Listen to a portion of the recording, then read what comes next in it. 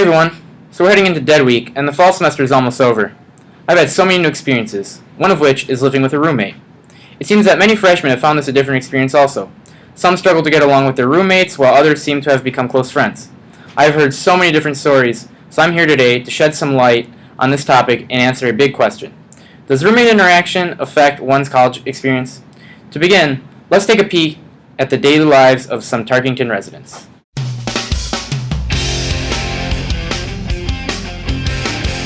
Alright, here we go.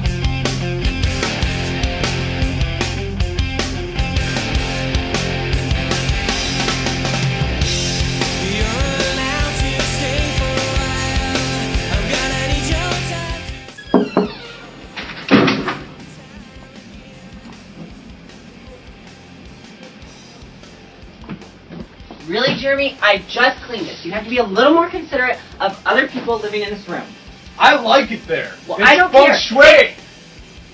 It's pronounced feng shui. I don't even give a hoot. Hey guys. Luke, get out of here. What are you doing? You weren't invited here. Sorry.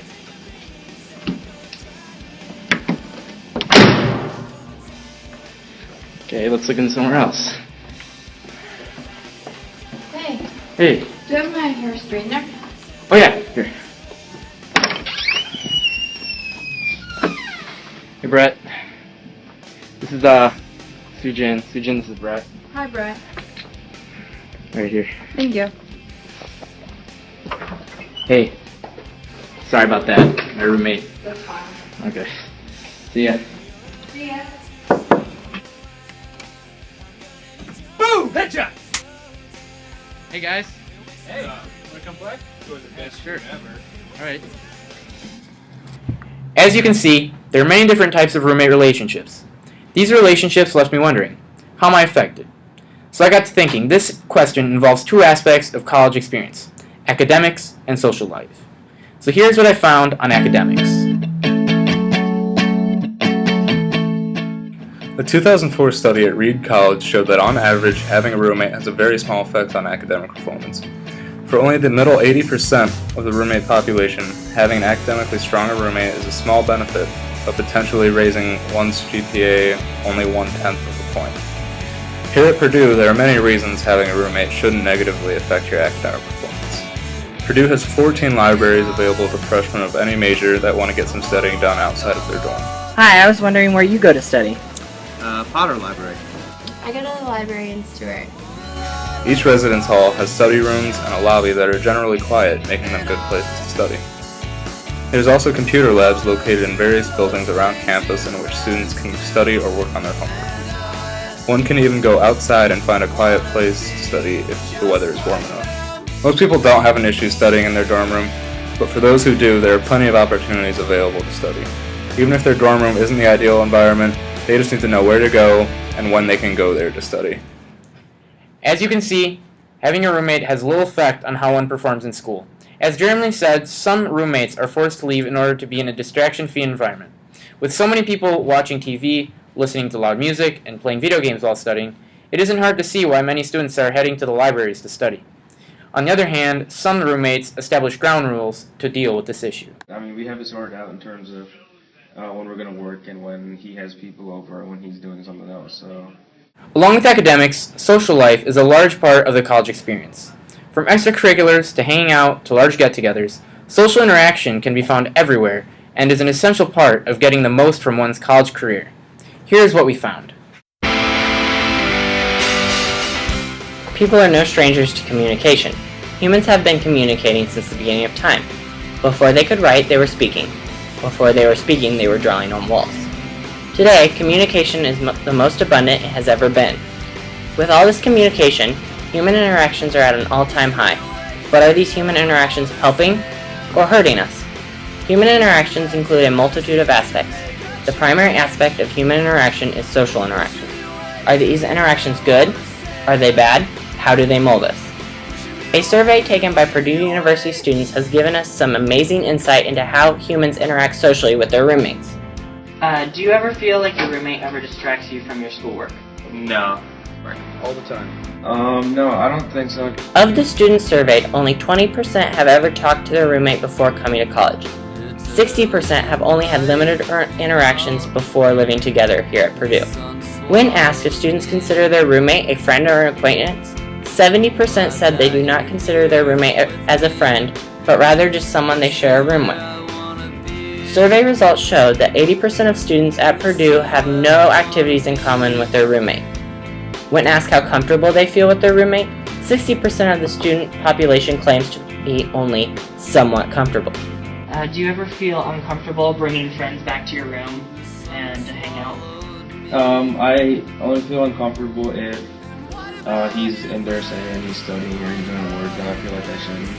But otherwise, if he's just in there and he's just hanging out, then I don't feel like it's gonna come from me, and I don't think he feels uncomfortable as well. So yeah. No, we have pretty much the same set of friends, so it's not an issue.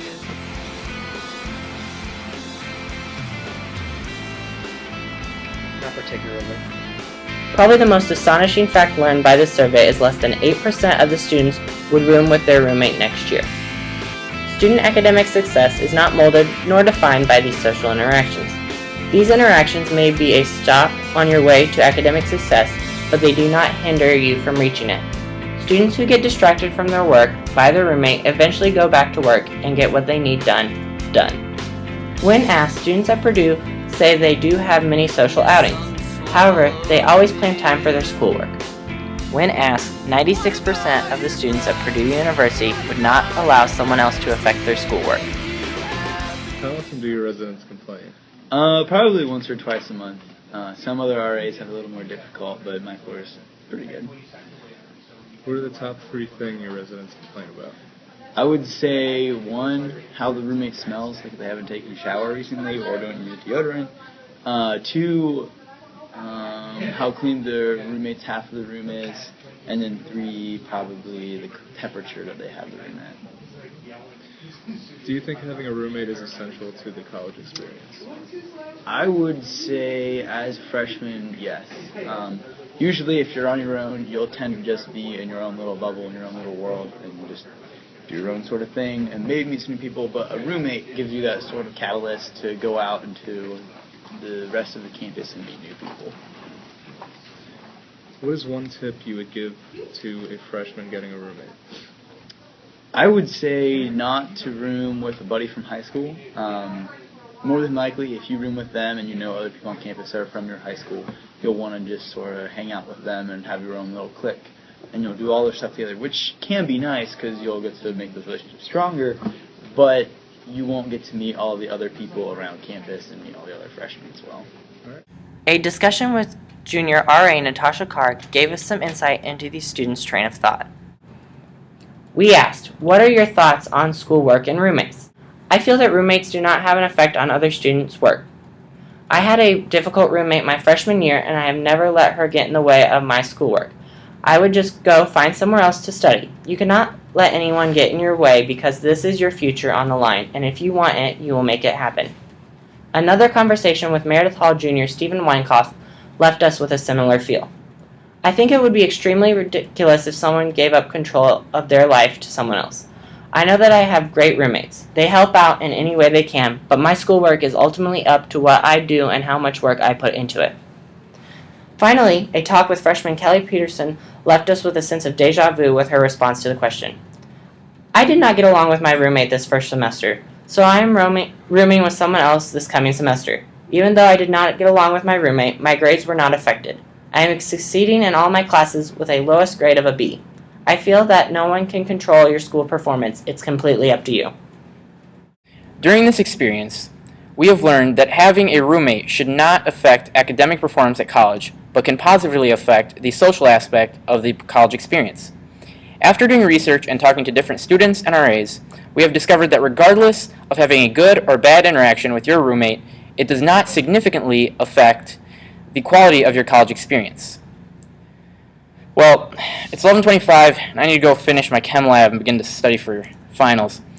Hopefully my roommate won't distract me or anything. I hope you learned as much as I did today, and thanks for watching. See ya.